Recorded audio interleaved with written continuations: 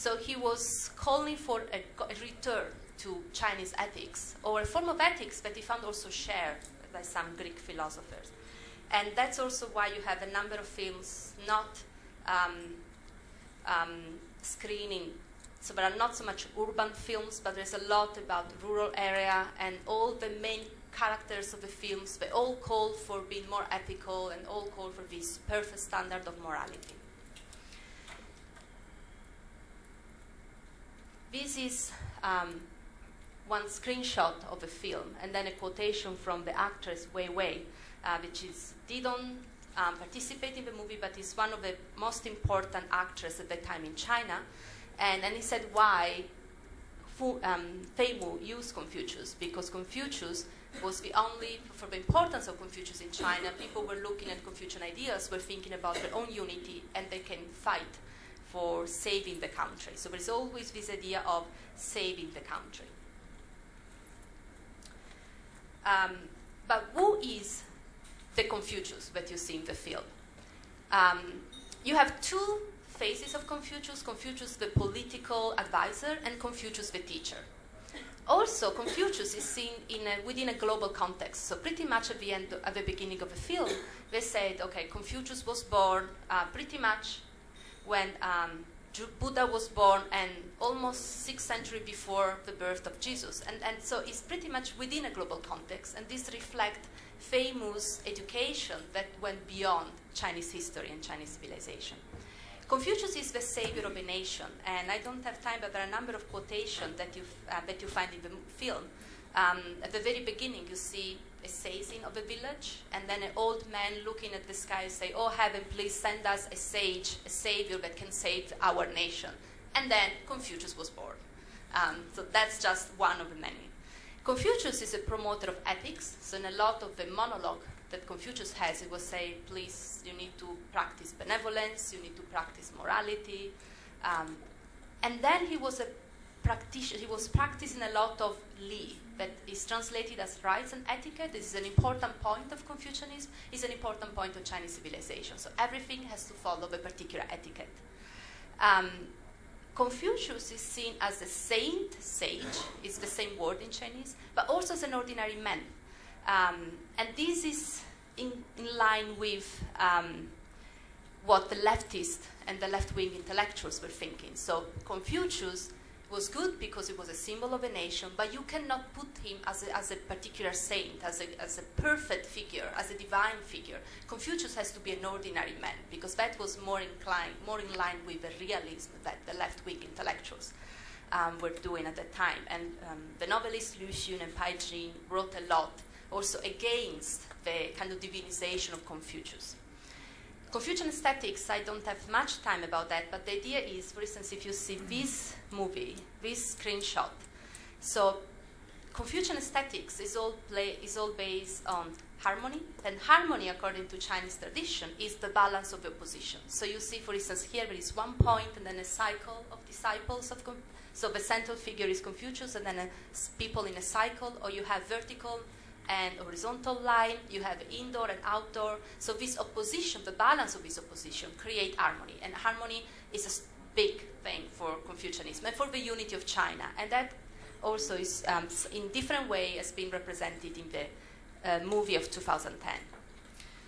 To go quickly into the 2010 movie, the Hu Mei. So Hu Mei was an actress in the modern Dharma troupe of the General Political Division of the Party's Liberation Army, so it's pretty much in line with the Communist Party. And then he's one of the prominent fifth-generation director that does believe you need to write films about your own country. So that is also the advice that her father gave her, and that's why she made the film of Confucius. There are a number of similarities between the Hu Mei and the famous film. So both look at Confucius as a politician and educator. Both are using the same episodes from the Analects and historical records, the Shiji. There is a lot of importance given to etiquette. Nation is a priority for a citizen. There is the idea since in the 1930s and in 2010 that Western ideas can be accepted, but you need to be very careful not to be polluted by the West. There is this idea of pollution. So the adoption of Western ideas has to be adapted to Chinese culture.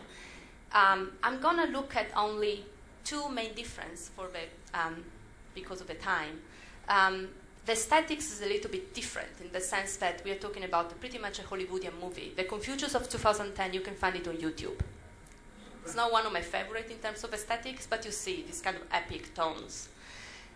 Something that is very interesting is if Famous of a 1940 film is all about Confucius saving the nation and morality and ethics as the most important thing that can overrule nationalism, in Hume, nationalism and the unity and patriotism is the very first thing for all the citizens, and morality, so the patriotism can overrule morality. And that's very weird when it comes to Confucius, because Confucius has always been appreciated and also always been studied as someone that was putting morality on top of everything. That's why he is going to exile from his own country. But because of a particular political system that you have in 2010, patriotism, so first of all, your country, your nation, nationalism, and the party is what decide also what morality is.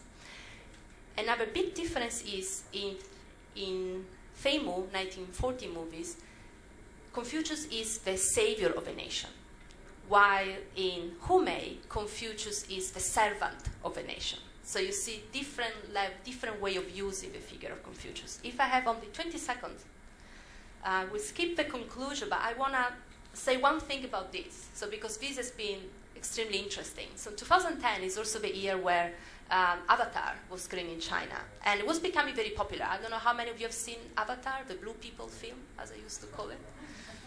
And people were getting very crazy about Avatar, especially young people. We're looking at these blue people as the new models of behavior.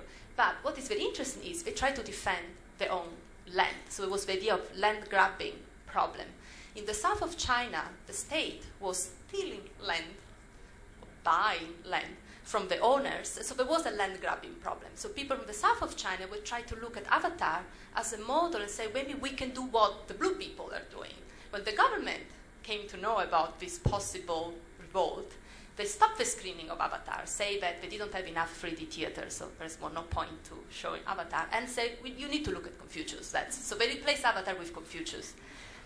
The media, talking about the reception of films, if the reception of the film in 1940 Shanghai was received very well, the 2010 Confucius was not received very well by the Chinese youth. And this is one of the many pictures that you find in the Chinese media showing the reaction of the young people that were pushed not to look at Avatar, but to watch Confucius. So the conclusion is, again, Confucius and Confucianism is so diverse, this is a quotation from Lee, that people can pick and choose whatever they like. But still you have some differences, because in the 1940s you have a savior of a nation but then become a servant of a nation in the early 21st century, and a Confucius that is humanized but also commercialized. And then harmony, that is always presented as an alternative model to Western ideas, that is presented in both the 1940 and 2010 film. Thank you.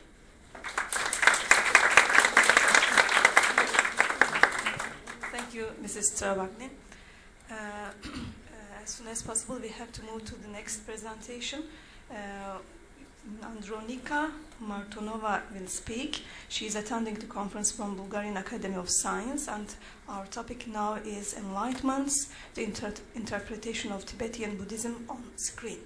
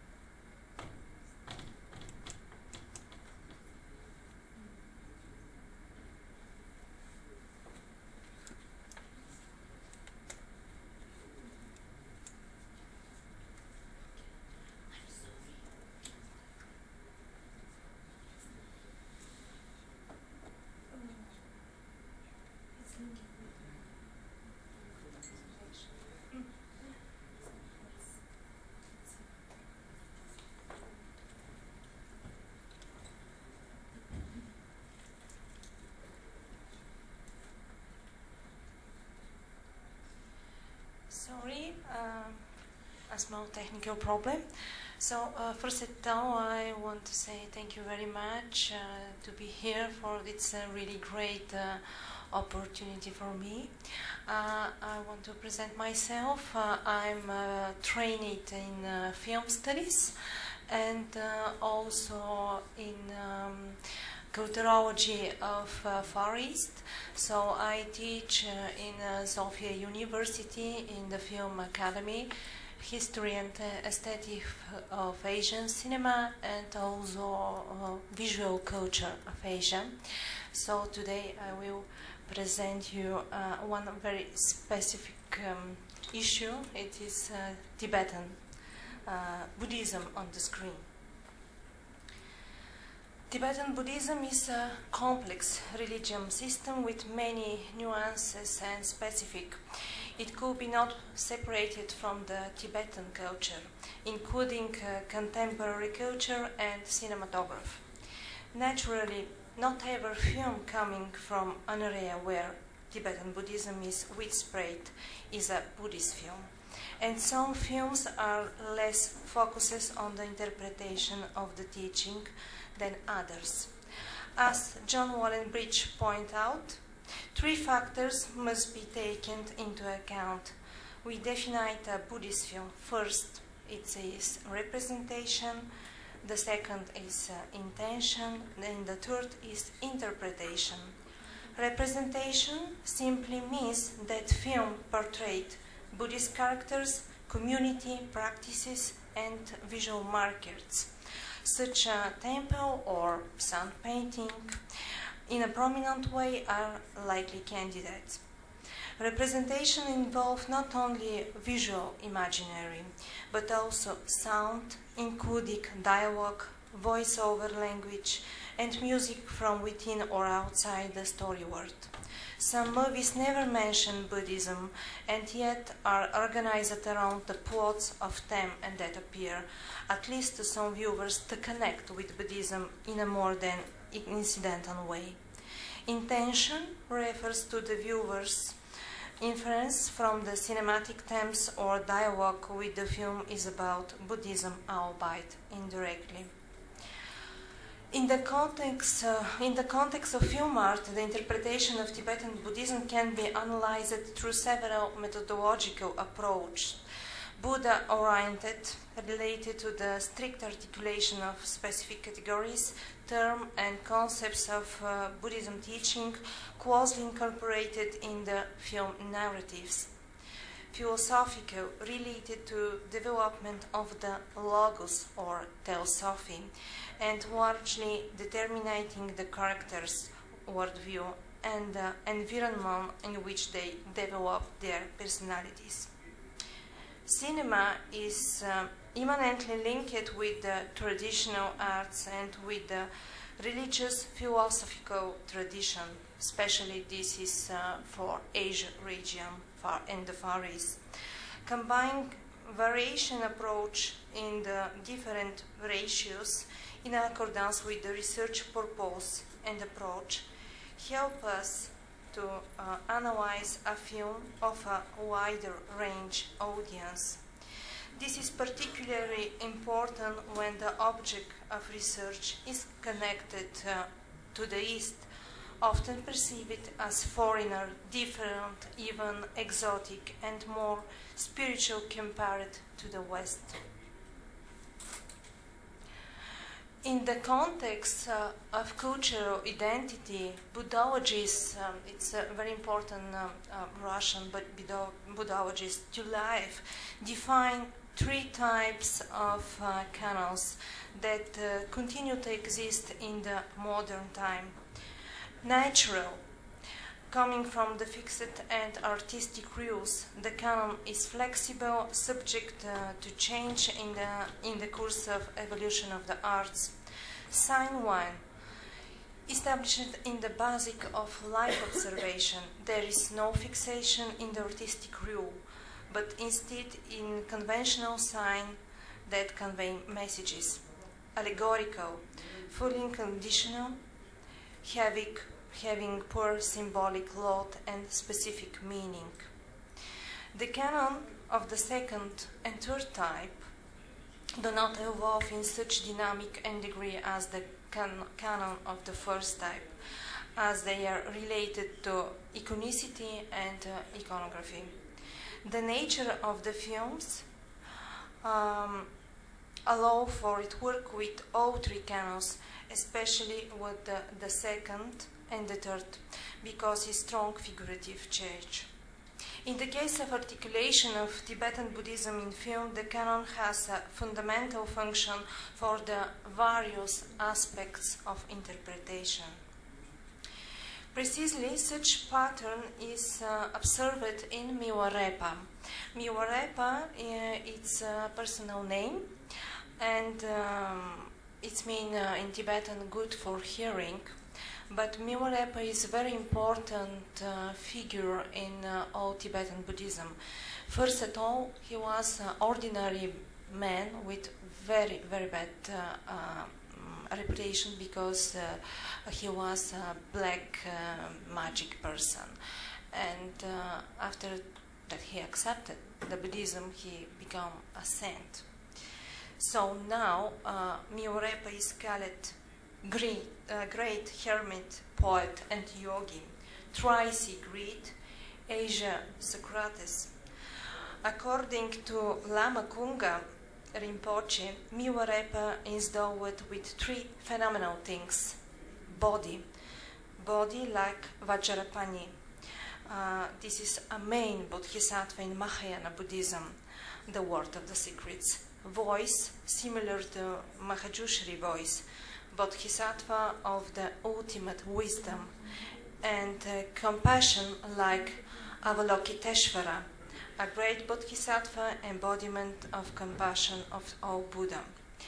So the Miwarepa is very interesting, interpreted in one very nice film. This is Bhutan, India co-production, directed by Nathan Chokling. So I want to show you, this is the whale of Kawa Chakra. It's also very, very, very important in Tibetan Buddhism values. So the film by Nathan Chokling is based on the Namtar. Namtar is a Tibetan term for geography. And this is autobiography of Miwarepa.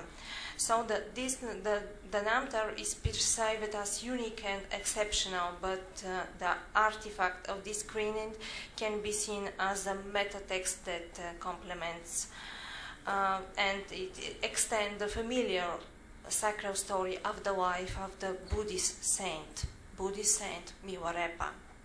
The subject of interpretation in this variation form is so called by either open canon, because the Namtar is upgraded by the reality of the cinema art.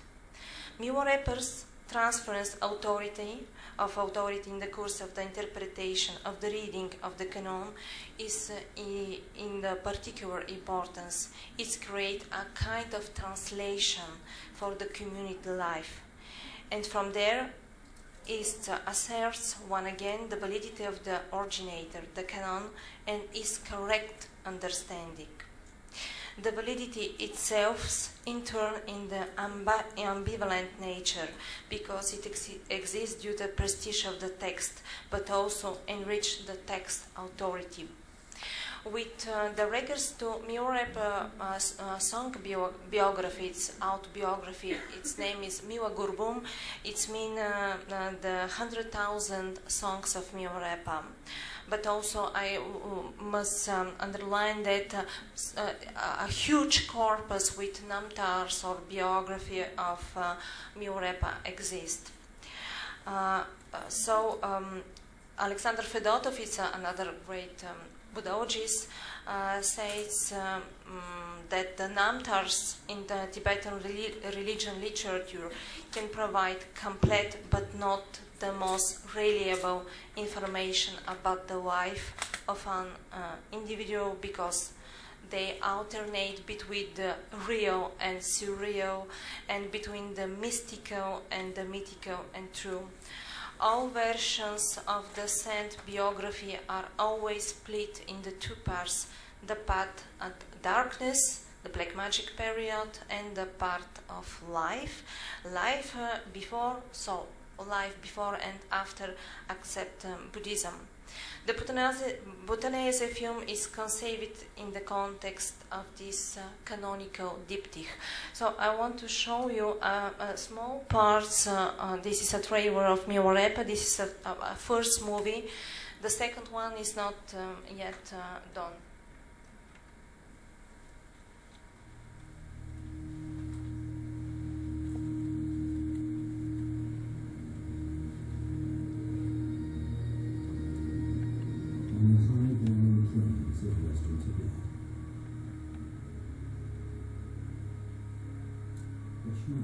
Was destined to become an enlightened hero. But long before he was known as the great Miwarepa, he was a young man named Tapada, with a father gone before his time.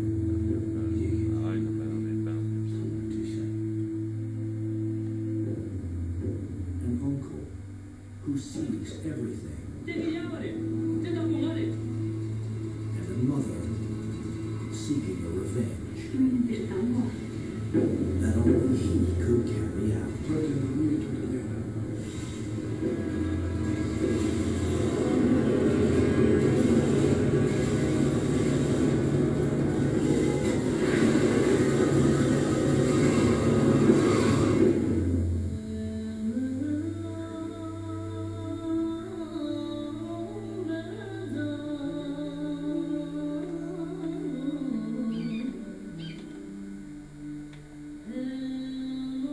From director and Tibetan Lama Nacim and Shining Moon Productions comes a tale of magic, vengeance, and awakening. Miwarepa.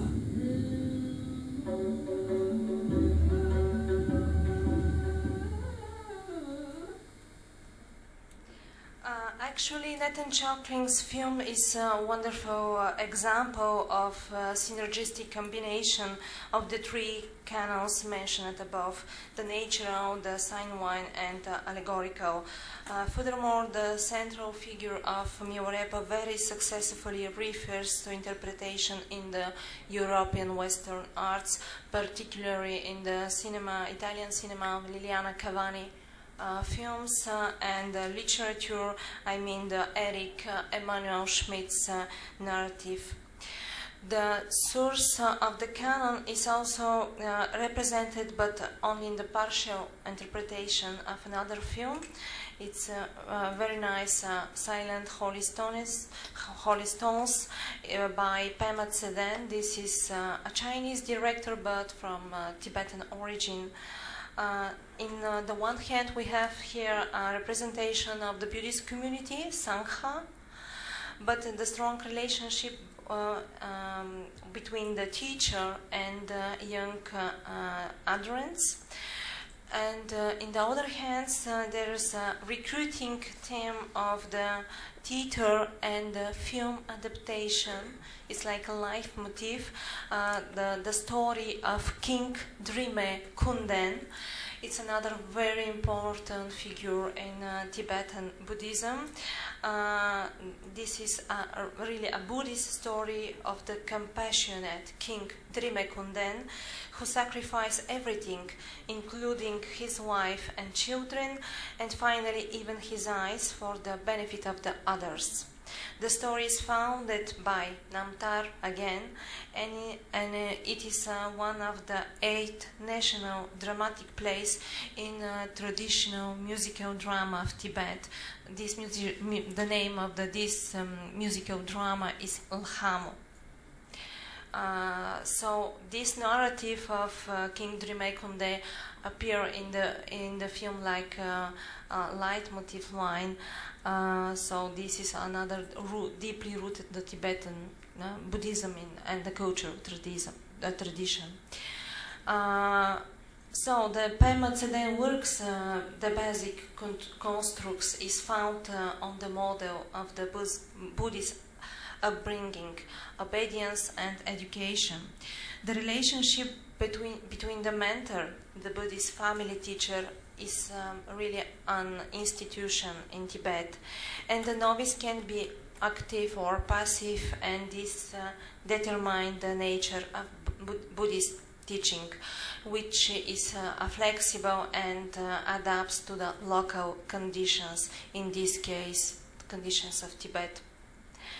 The transmission of Buddhism is always associated with the specifics of methodology and didactic, but the discourse of creative freedom, the idea of equality and love, the not fear of death, development of permanent peace and self-awareness of one's own responsibility for the action. So everyone is forged their own karma. In Mahayana, and in particular in Tibetan religion tradition, it's normal that in a family in which most children are boys, one of the brothers is to become a monk from a young age and to be a kind of spiritual support for the family. This is how the model of spiritual harmony and the reconciliation of the world is passed through the generation. I will show you just a few short moments from the trailers, because we don't have the time.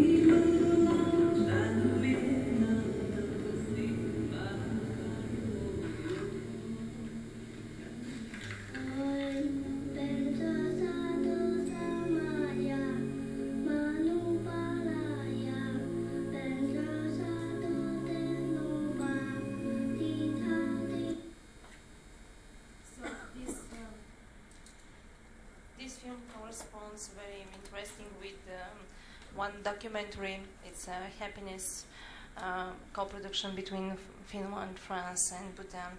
So I will jump a little bit because we don't have a time.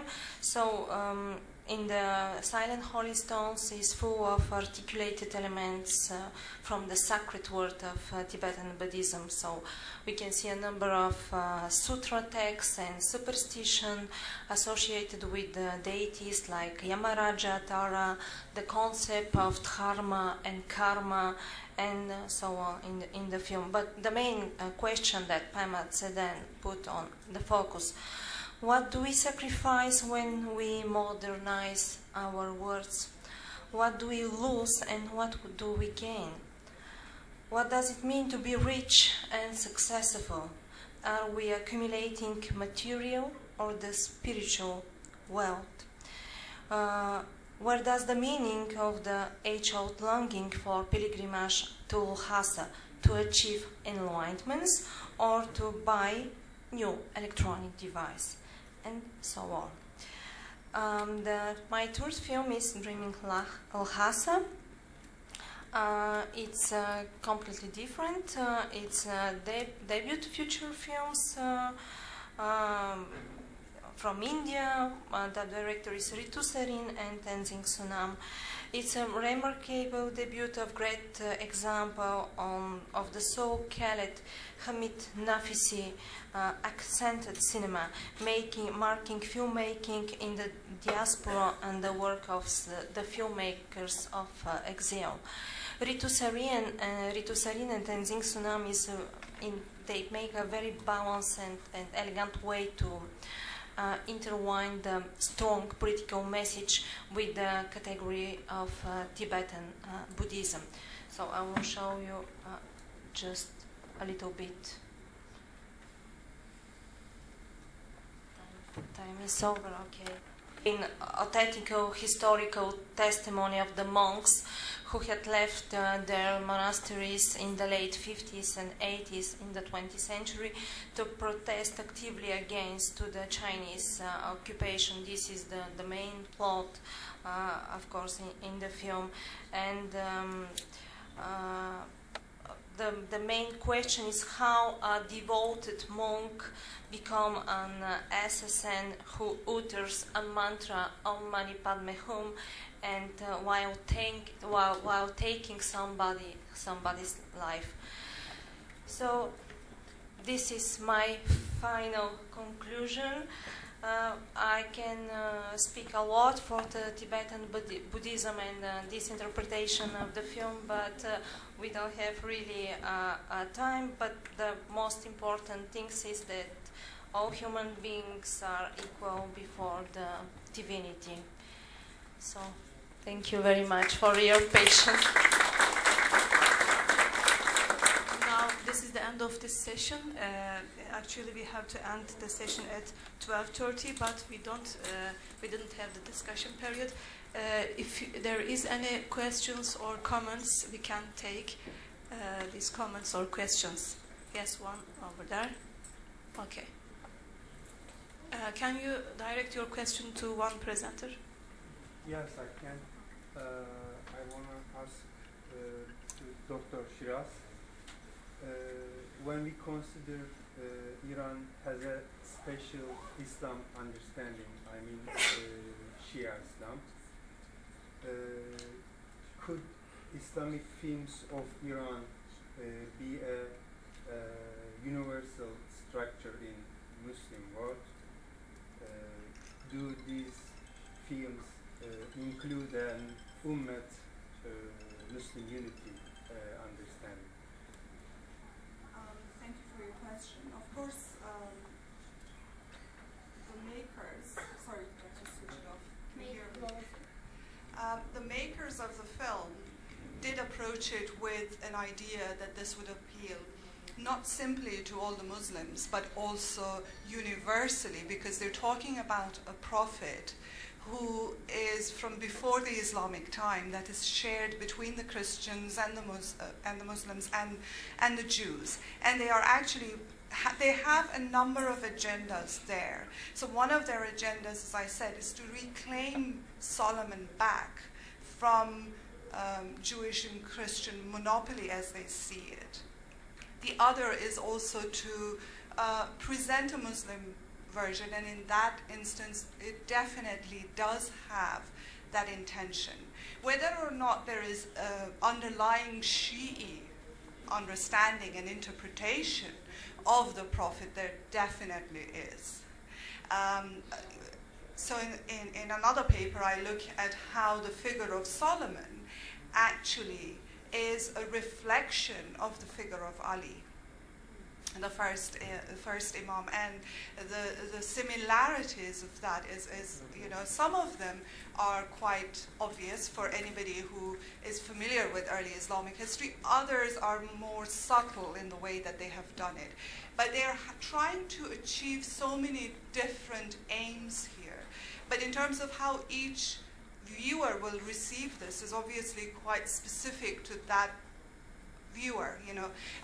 When I look at the comments, the ones that are actually in English, where I can read, or others where I can actually decipher, some people loved it, and they leave comments stating or alluding to something that they found as a spiritual experience.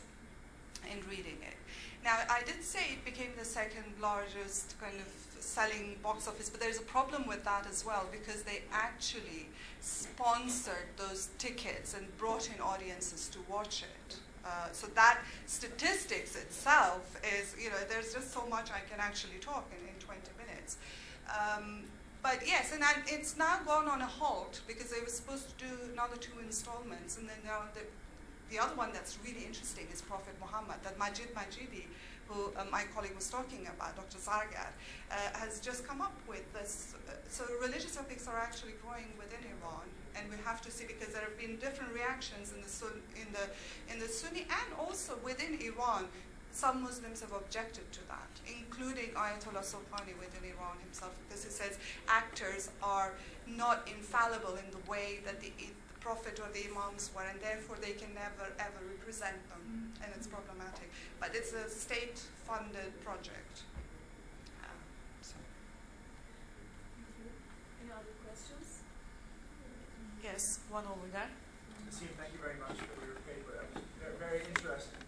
Particularly, you were talking about, there were points where you were referencing the epic, sort of the biblical epic, and it's quite clear that there is some kind of very interesting relationship between the biblical epic and the Quranic epic.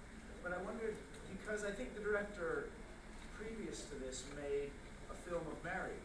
Yes, but yes. Yeah, and I was wondering whether you could just say a few words about the relationship between, obviously similar in a sense, sort of trying to draw on traditions that are shared, epic traditions which are shared between the faiths. But can you compare the 2 films and how he's treated them? He's treated Solomon, he's treated Mary. They are similar and different, and I'll talk more about the difference in the way I see them, because those were actually Saint Mary, and there was also another one on the life of Jesus that was made. But these were actually made for television, and then they had abridged versions of that, where with the Jesus one, it preceded the screening and the release of the film. With Saint Mary, it came afterwards. They had an abridged one. So in that sense, it's different from this project, and therefore the amount of money and resources that was actually put into this one, because here they were trying to create a Quranic epic, and the emphasis was, so when you look at other TV series made on religious figures, there was a lot of effort in trying to say we've consulted a lot of historical sources and therefore it is authentic. Here, what was fascinating was there's this Quranic research group who has rewritten the script 39 times, because they're saying we're going to just discard all these historical sources, they're not reliable, and therefore we're not going to derive our claim to authenticity based on what everybody else has been trying to do. We're going to go to the Quran. So that becomes the baseline, and then wherever they would say, now, if it actually, if it didn't reject the Quran, then we would use that source. So in that sense, I think this one is quite a unique one. It will also be very different from Majidi's, because Majidi is making a film about a historical figure. Solomon is not a historical figure. And therefore every other thing, and of course Jesus and Mary would also be the same, but still they would rely on the accounts, the traditional accounts on these figures. Here they said we're just going to start from the Quran. And just going through all of these documents, which incidentally they've now removed from their websites. I'm really glad I have all of that downloaded. It's fascinating to see how they've gone through all these Quranic verses and come up with, how they've come up with this. And when you read that, it gives you a completely different insight than if you were to just watch the films. Thank you very much. No more